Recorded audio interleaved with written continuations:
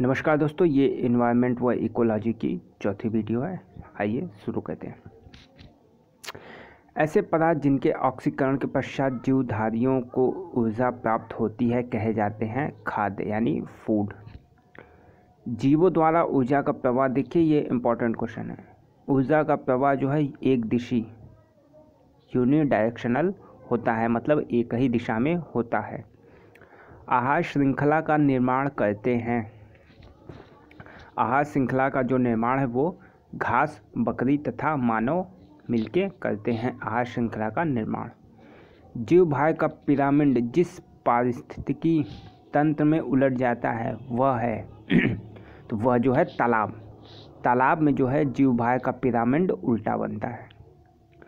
पारिस्थितिकी तंत्र के विभिन्न स्तरों के प्रति इकाई क्षेत्र में उपस्थित जीव भार के रेखा चित्रीय निरूपण को कहते हैं तो जीव भार का पिरामिड। स्थलीय पारिस्थितिकी तंत्र के में जीव भार का पिरामिड होता है सीधा। स्थलीय पारिस्थितिकी तंत्र में जीव भार का पिरामिड जो है सीधा होता है, वह तालाब में जो है उल्टा होता है। पारिस्थितिकी तंत्र में डीडीटी का समावेश होने के बाद किस एक जीव पर उसका संभवतः अधिकतम सांद्रण प्रदर्शित होगा तो सांप। जब कुछ प्रदूषक आहार श्रृंखला के साथ सांद्रता में बढ़ते जाते हैं और ऊतकों में जमा हो जाते हैं, इस घटना को क्या कहते हैं तो जैविक आवर्धन।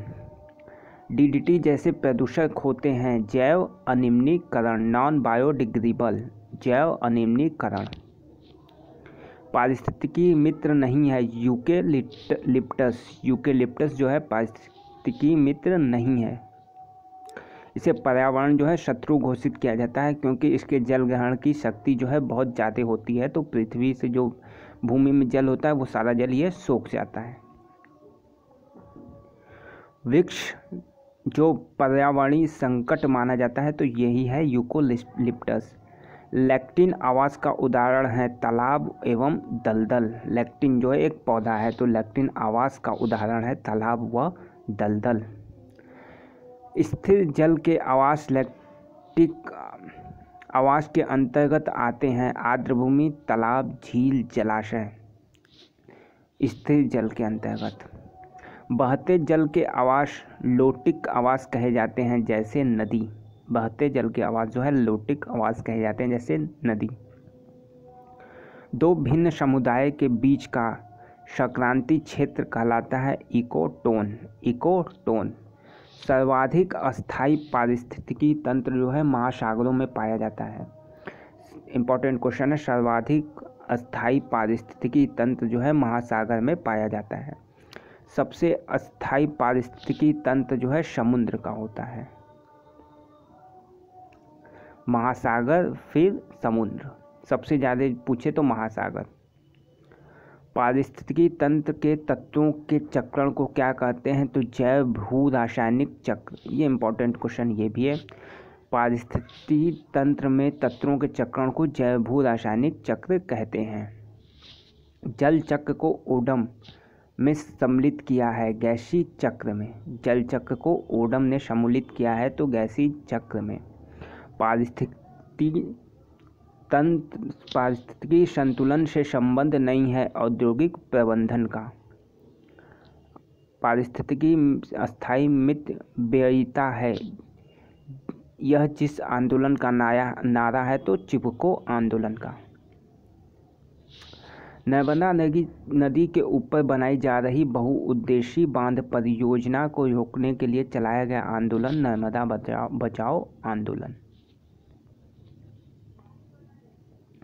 दक्षिण भारत का पर्यावरण संरक्षण से संबंधित एक आंदोलन है तो एपिको आंदोलन जो है चिपको आंदोलन की तरह ही है वृक्षों को बचाने के लिए। चिपको आंदोलन जो है पादप संरक्षण यानी पेड़ों को बचाने के लिए। संबंधित प्रमुख कथन है पारिस्थितिकी तंत्र से संबंधित तो पारिस्थितिकी तंत्र यानी इकोसिस्टम शब्द का प्रयोग सर्वप्रथम एजी टांसले ने किया था।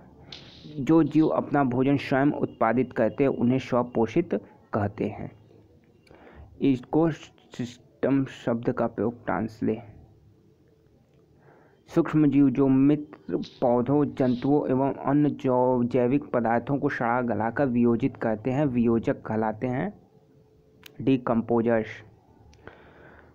परितंत्रों की घटती उत्पादकता के क्रम में जो अनुक्रम सही है, घटती उत्पादकता के क्रम में जो क्रम सही है, तो मैग्रावे, घासस्थल, झील, महासागर, यानी मैग्रावे से स्टार्ट होगा और महासागर पे ख़त्म होगा। तो मैग्राव, घासस्थल, झील, महासागर। अधिक विविधता वाले परितंत्र की उत्पादकता भी होती है अधिक। अधिक जैव विविधता वाले परितंत्र की उत्पादकता भी अधिक होती है। खाद्य श्रृंखला उस क्रम को निर्देशन करती है जिसमें जीवों की एक श्रृंखला एक दूसरे के आहार द्वारा होती है पोषित। पारिस्थितिकी तंत्र में ऊर्जा का अंतरण क्रमबद्ध स्तरों की एक श्रृंखला में होता है जिसे कहते हैं खाद्य श्रृंखला। परितंत्र में ऊर्जा का प्रवाह, पारिस्थितिकी तंत्र में ऊर्जा का प्रवाह सदैव जो है एक दिशी होता है, एक दिशा में ही चलता है, यूनिडायरेक्शनल। ऊर्जा का न तो सृजन हो सकता है और न ही नष्ट किया जा सकता है एक रूप से दूसरे रूप में। तो ये ऊष्मागति का पहला नियम है। हर पोषण स्तर पर उपलब्ध ऊर्जा की मात्रा जो है घटती जाती है। विभिन्न पारिस्थितिकी तंत्रों में उत्पादकों की सकल उत्पादकता का ही शाकाहारियों द्वारा स्वंगीकृत हो पाता है, लगभग 10% का नियम। सर्वप्रथम गहन पारिस्थितिकी डीप इकोलॉजी शब्द का प्रयोग अनीज नेश ने किया था। डीप इकोलॉजी, अनीज नेश। पारिस्थितिकी निशय आला की संकल्पना को प्रतिपादित ग्रीनेल।